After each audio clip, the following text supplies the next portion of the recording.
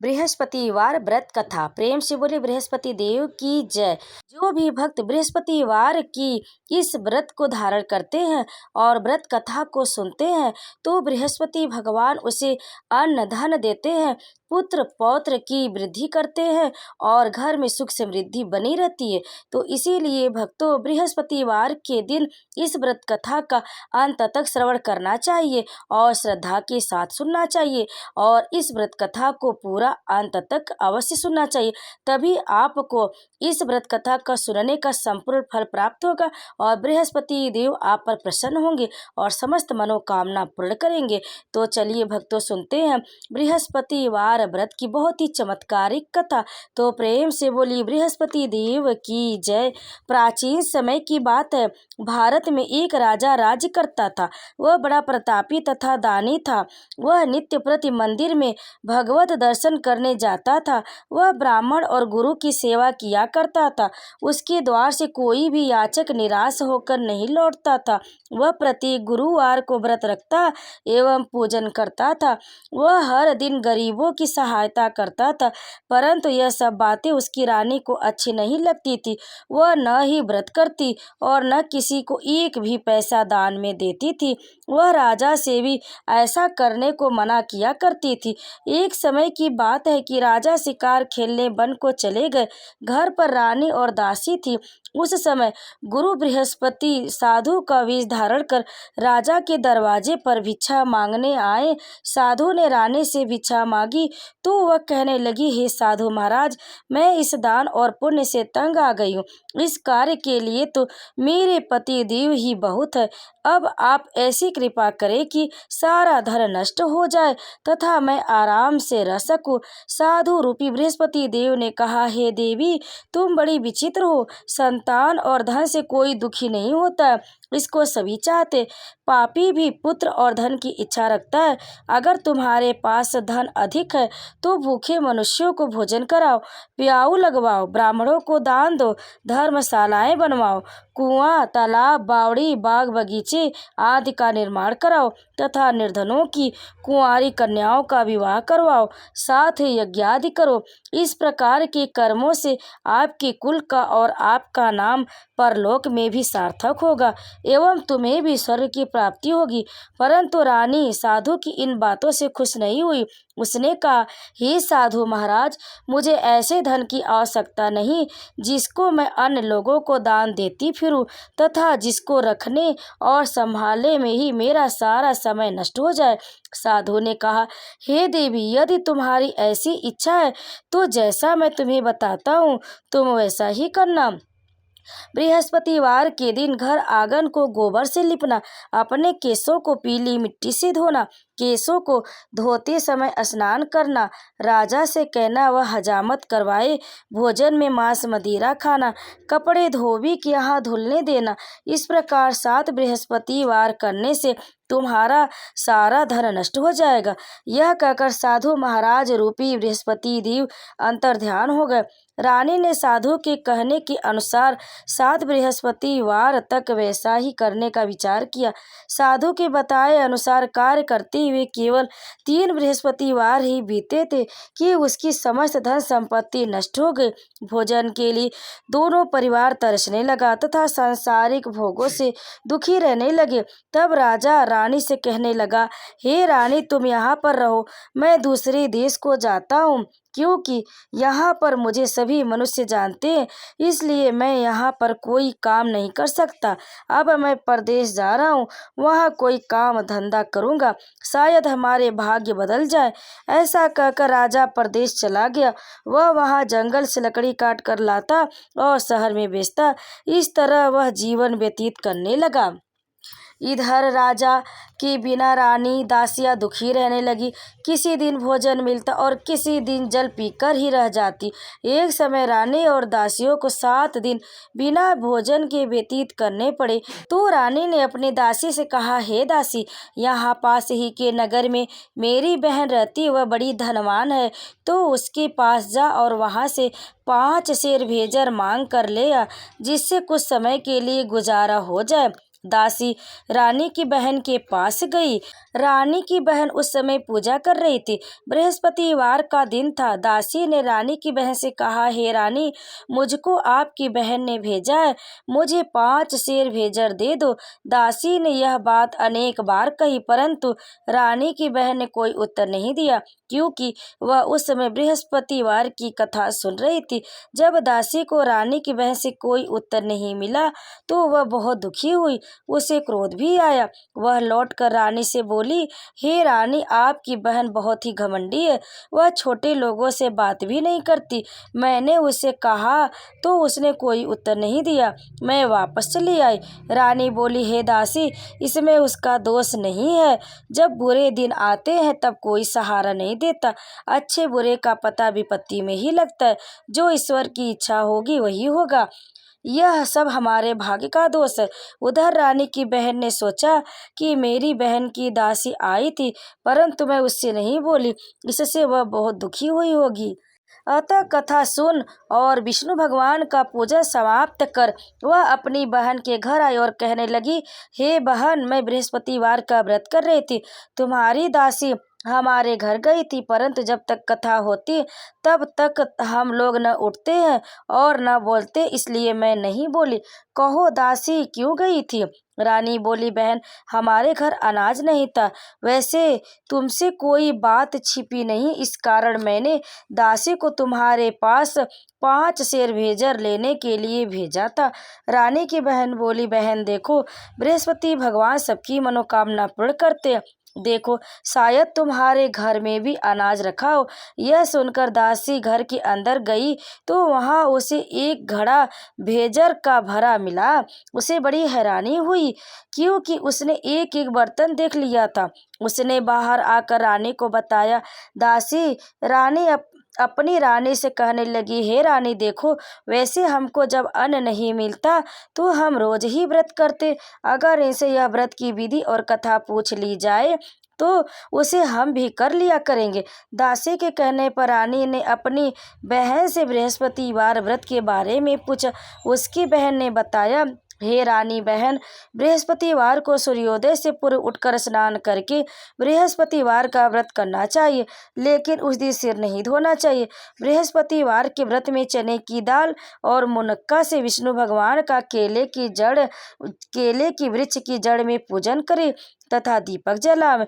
उस दिन एक ही समय भोजन करें। पीले खाद्य पदार्थ का करें तथा कथा सुने। इस प्रकार करने से गुरु भगवान प्रसन्न होते, अन्न पुत्र धन देते। इस तरह व्रत और पूजन की विधि बताकर रानी की बहन अपने घर लौट गई। रानी और दासी दोनों ने निश्चय किया कि वे बृहस्पति देव भगवान का पूजन करेंगी। 7 दिन बाद जब बृहस्पतिवार आया तो उन्होंने व्रत रखा।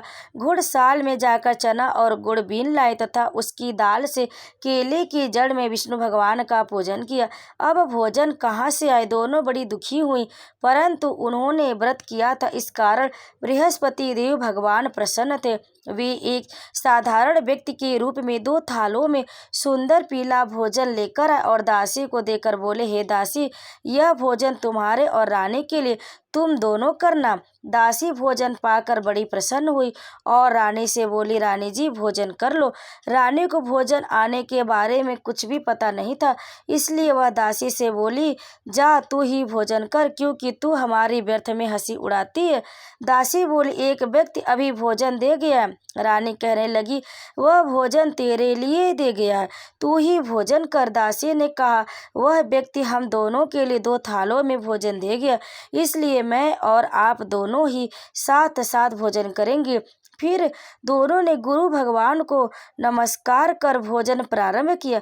उसके बाद से वे प्रत्येक बृहस्पतिवार का गुरु भगवान का व्रत और पूजन करने लगी।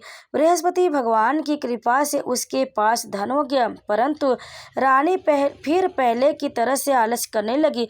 तब दासी बोली, देखो रानी, तुम पहले भी इस तरह आलस्य करती थी, तुम्हें धन के रखने में कष्ट होता था, इस कारण सभी धन नष्ट हो गया। अब गुरु भगवान की कृपा से धन मिला है तो फिर आलस्य होता है। बड़ी मुसीबतों के बाद हमने यह धन पाया है, इसलिए हमें दान पुण्य करना चाहिए। तुम भूखे मनुष्यों को भोजन कराओ, प्याऊ लगवाओ, ब्राह्मणों को दान दो, कुआं, तालाब, बावड़ी आदि का निर्माण कराओ, मंदिर, पाठशाला बनवा कर दान दो, कुंवारी कन्याओं का विवाह करवाओ, धन को शुभ कार्यों में खर्च करो, जिससे तुम्हारे कुल का यश बढ़े तथा स्वर्ग प्राप्त हो और पितृ प्रसन्न हो। दासी की बात मानकर रानी ने इसी प्रकार के कर्म करने आरंभ किए, जिससे उसका काफी यश फैलने लगा। एक दिन रानी और दासी आपस में विचार करने लगे कि न जाने राजा किस दशा में होंगे, उनकी कोई खोज खबर नहीं है। गुरु भगवान से उन्होंने प्रार्थना की और भगवान ने रात्रि में राजा को स्वप्न में कहा, हे राजा, उठ, तेरी रानी तुझको याद करती, अब अपने देश को लौट जा। राजा प्रातः काल उठकर जंगल से लकड़ियां काट कर लाने के लिए जंगल की ओर चल पड़ा। जंगल से गुजरते हुए सोचने लगा, रानी की गलती से कितने दुख भोगने पड़े उसे। राजपाट छोड़कर उसे जंगल में आकर रहना पड़ा। जंगल से लकड़ियां काट कर उन्हें बेचकर गुजारा करना पड़ा। उसी समय उस जंगल में बृहस्पति देव एक साधु का रूप धारण करके आए और राजा के पास आकर बोले, हे लकड़हारे, तुम इस सुनसान जंगल में किस चिंता में बैठे हो, मुझे बतलाओ। यह सुन राजा के नेत्रों में जल भर आया और साधु की वंदना कर बोला, हे प्रभु, आप सब कुछ जानने वाले हैं। इतना कहकर राजा ने साधु को अपनी संपूर्ण कहानी सुना दी। महात्मा तो स्वभाव से ही दयालु होते। वे राजा से बोले, हे राजा, तुम्हारी पत्नी ने बृहस्पति देव के प्रति अपराध किया था, जिसके कारण तुम्हारी यह दशा हुई। अब तुम किसी प्रकार की चिंता मत करो, भगवान तुम्हें पहले से भी अधिक धन देंगे। देखो, तुम्हारी पत्नी ने बृहस्पतिवार का व्रत करना प्रारंभ कर दिया। अब तुम भी बृहस्पतिवार का व्रत करके चने की दाल व गुड़ और जल को लोटे में डालकर केले के पत्ते से भगवान विष्णु का पूजन करो। फिर कथा कहो और सुनो, भगवान तुम्हारी सब मनोकामना को पूर्ण करेंगे। साधु को प्रसन्न देकर राजा बोला, हे प्रभु, मुझे लकड़ी बेचकर इतना पैसा भी नहीं बचता जिससे भोजन करने के उपरांत कुछ बचा सकूं। मैंने रात्रि में अपनी रानी को व्याकुल देखा। मेरे पास कोई साधन नहीं जिससे समाचार जान सकूं। फिर मैं बृहस्पतिवार की कौन सी कहानी कहूँ या सुनूं? तुझको तो कुछ भी मालूम नहीं। साधु ने कहा, हे राजा, तुम किसी बात की चिंता मत करो। बृहस्पतिवार के दिन तुम रोजाना की तरह लकड़ियां लेकर शहर में जाओ। तुम्हें रोज से दोगुना धन प्राप्त होगा, जिससे तुम भली भांति भोजन कर लोगे तथा बृहस्पति देव की पूजा का सामान भी आ जाएगा। तब इस संबंध में बृहस्पति देव ने लकड़हारे से इस कथा को सुनाया। प्राचीन काल में एक बहुत ही निर्धन ब्राह्मण था। उसकी कोई संतान नहीं थी। वह नित्य पूजा पाठ करता, परंतु उसकी स्त्री बहुत मलिनता के साथ रहती थी। वह न स्नान करती और न किसी देवता का पूजन करती। प्रातः काल उठते ही सर्वप्रथम भोजन करती, बाद में अन्य कोई कार्य करती। ब्राह्मण देवता बहुत दुखी रहते थे। पत्नी को बहुत समझाते, किंतु उसका कोई परिणाम न निकलता। वह बहुत दुखी रहते थे। भगवान की अनुकंपा से एक समय उस ब्राह्मण की पत्नी गर्भवती हुई और 10वें महीने एक सुंदर कन्या को जन्म दिया। निर्धन ब्राह्मण कन्या के जन्म से बहुत दुखी हुआ। धीरे धीरे ब्राह्मण की कन्या बड़ी होने लगी। बचपन से ही उस कन्या की रुचि भगवान विष्णु की पूजा में थी। वह प्रातः उठते ही स्नान आदि करके भगवान विष्णु की पूजा करने के लिए मंदिर में जाती थी। बृहस्पतिवार को व्रत करके विधिवत पूजा पाठ करती थी। पूजा पाठ के बाद वह पढ़ने के लिए पाठशाला में जाती थी। घर से चलते हुए वह मुट्ठी भर जौ साथ लेकर जाती और पाठशाला के रास्ते में थोड़े थोड़े जौ गिराती जाती थी। जब वह पाठशाला से घर लौटती तो जौ के वह दाने सोने में बदले हुए मिलते थे। लड़की सभी सोने के दाने बीन लाती थी। एक दिन वह सोने के दानों को साफ कर रही थी तो उसकी माँ ने कहा, बेटी, सोने के दाने साफ करने के लिए सोने का सूप भी होना चाहिए। अगले दिन बृहस्पतिवार था। उसने भगवान बृहस्पति देव की पूजा करते हुए प्रार्थना की, हे भगवान, यदि मैंने आपका व्रत विधिवत किया हो तो मुझे सोने का सूप दे दो। भगवान बृहस्पति देव ने उसकी मनोकामना पूरी करने का वचन दिया। पाठशाला से लौटते समय उसे रास्ते में सोने का सूप पड़ा हुआ मिला। घर लौटकर सोने का सूप अपनी माँ को दिखाकर वह सोने के दाने साफ करने लगी। उसी समय नगर का राजकुमार उसके घर के पास से गुजरा। उस सुंदर लड़की को सोने के सूप में जो साफ करते देख राजकुमार उस पर मोहित हो गया। महल में लौटकर राजकुमार ने राजा से उस लड़की से विवाह करने की इच्छा प्रकट की। तो राजा ने ब्राह्मण को महल में बुलाकर राजकुमार से उसकी लड़की की विवाह की बात कही। ब्राह्मण तैयार हो गया। धूमधाम से उस लड़की का विवाह राजकुमार से हो गया। दुल्हन बनकर ब्राह्मण की लड़की महल में चली गई। लड़की के चले जाने से ब्राह्मण फिर निर्धन हो गया।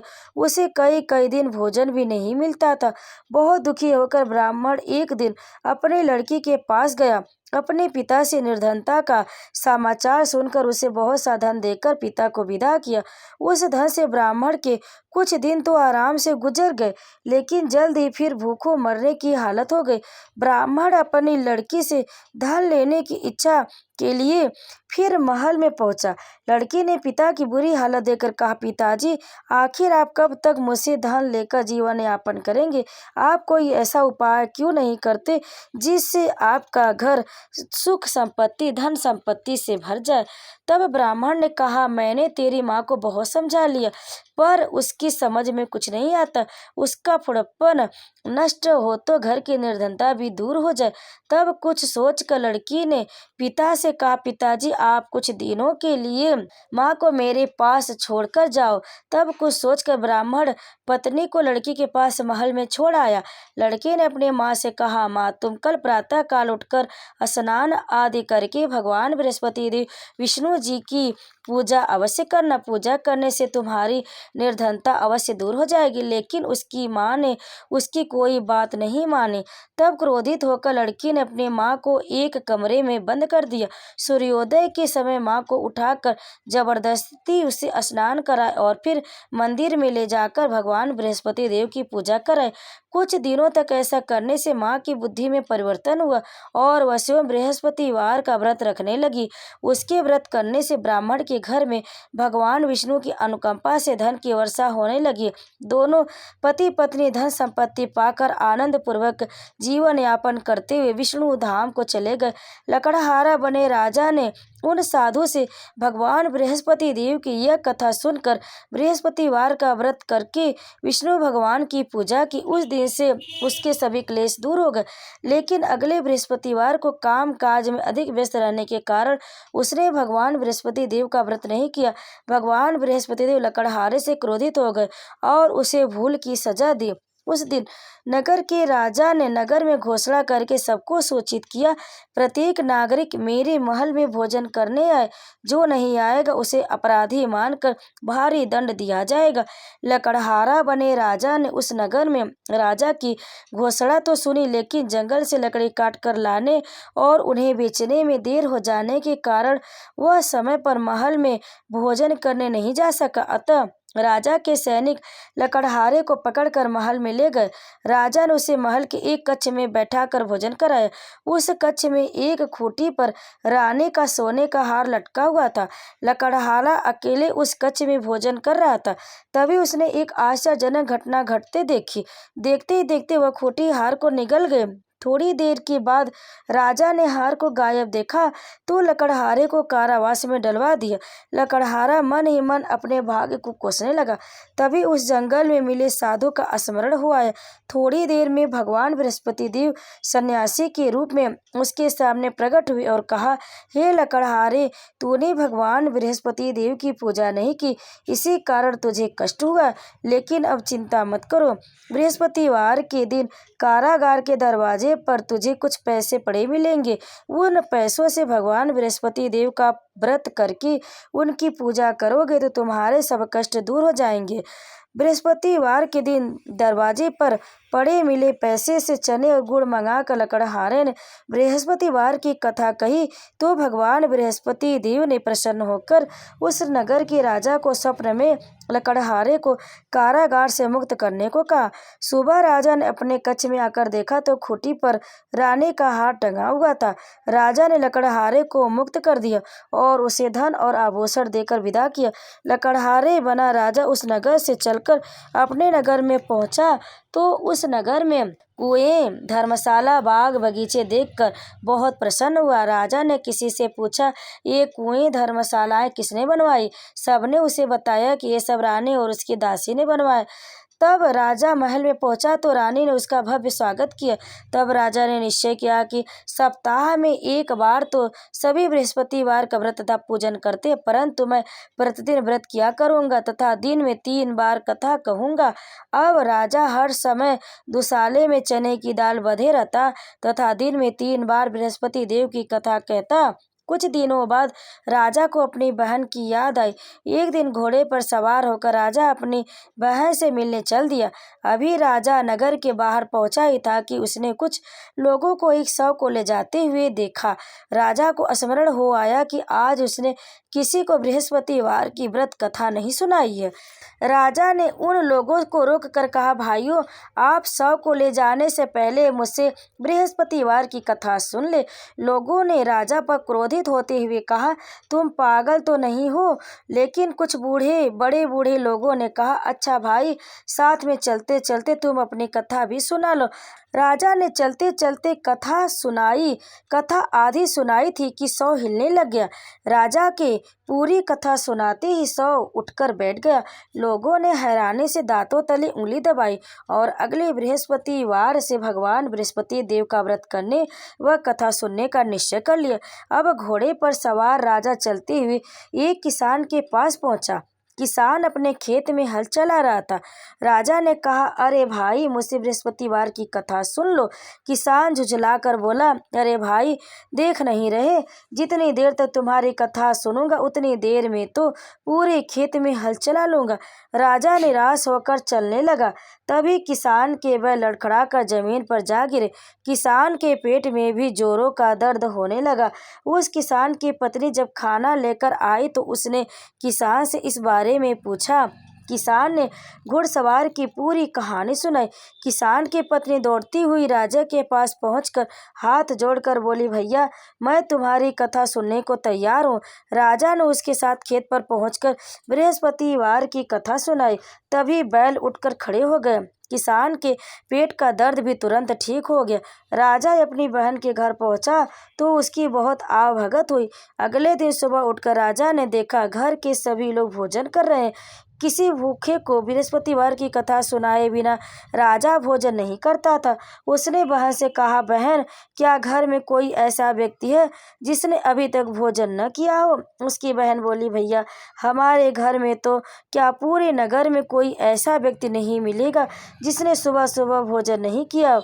तब राजा ने बहन के घर से निकलकर उस नगर में बिना भोजन किए व्यक्ति की तलाश की। एक गडेरिये के घर में उसका बेटा बीमार होने के कारण भूखा रह गया था। राजा ने उसको जाकर बृहस्पतिवार की कथा सुनाई। कथा सुनते सुनते गडेरिया का बीमार बेटा बिल्कुल ठीक हो गया। सबने राजा की बहुत प्रशंसा की। एक दिन राजा ने अपनी बहन से कहा, बहन, हम अपने घर जाना चाहते, तुम भी हमारे साथ चलो, कुछ दिन वहां रहकर लौट आना। राजा की बहन ने अपनी सास से पूछा तो सास ने ताने देते हुए कहा, बहू, मायके जाना हो तो अकेले जाना, मेरे पोतों को नहीं ले जाना। तुम्हारे भाई को कोई संतान नहीं है, कहीं तुम्हारी भाभी मेरे पोतों पर कोई जादू टोना न कर दे। दूसरे कक्ष में बहन की सास की बातें सुनकर राजा दुखी मन से अकेला ही अपने नगर को लौट आया। रानी ने राजा से कहा, आप तो अपनी बहन को साथ लाने की बात कहकर गए थे, फिर बहन को साथ क्यों नहीं लाए? अब राजा ने दुखी होते हुए कहा, रानी, हम निसंतान, इसलिए कोई हमारे घर आना पसंद नहीं करता। रानी ने राजा को समझाया, हे प्राणनाथ, हमें बृहस्पति देव ने सब कुछ दिया, अब भगवान बृहस्पति देव हमें संतान भी अवश्य देंगे। बृहस्पतिवार को विधिवत व्रत करके राजा रानी ने भगवान बृहस्पति देव से संतान के लिए प्रार्थना की। कुछ दिनों के बाद उन्होंने स्वप्न में दर्शन देते हुए कहा, हे राजन, तेरी मनोकामना अवश्य पूरी होगी।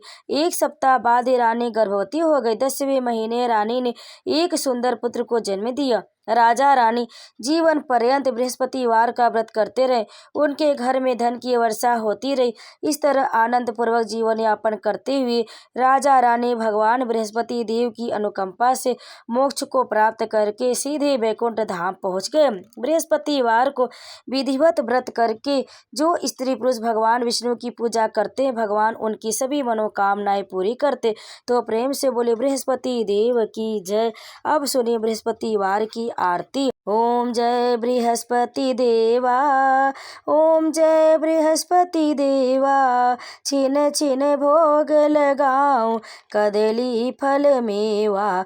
ओम जय बृहस्पति देवा, तुम पूर्ण परमात्मा, तुम अंतर्यामी, जगत पिता जगदीश्वर, तुम सबके स्वामी। ओम जय बृहस्पति देवा, चरणामित निज निर्मल, सब पातक हरता, सकल मनोरथ दायक, कृपा करो भरता। ओम जय बृहस्पति देवा, तन मन धन अर्पण कर, जो जन शरण पड़े, प्रभु प्रकट तब होकर, आकर द्वार खड़े। ओम जय बृहस्पति देवा, दीन दयाल दयानि, भक्तन हितकारी, पाप दोष सब हरता, भव बंधन हारी। ओम जय बृहस्पति देवा, सकल मनोरथ दायक, सब संशय हारी, विषय विकार मिटाओ, संतन सुखकारी। ओम जय बृहस्पति देवा, जो कोई आरती तेरी प्रेम सहित गावे, ज्येष्ठ आनंद आनंद सो निश्चय पावे। ओम जय बृहस्पति देवा, ओम जय बृहस्पति देवा। बोलो बृहस्पति देव की जय। कथा को अंत तक सुनने के लिए आप सभी भक्तों का बहुत बहुत धन्यवाद। आप सभी पर बृहस्पति देव की कृपा सदैव बनी रहे। जो भी इस कथा को सुने और सुनाए उसकी सभी मनोकामनाएं पूर्ण हो, उस पर बृहस्पति देव अपनी कृपा सदैव बनाए रखे। तो प्रेम से बोली बृहस्पति देव की जय, विष्णु भगवान की जय।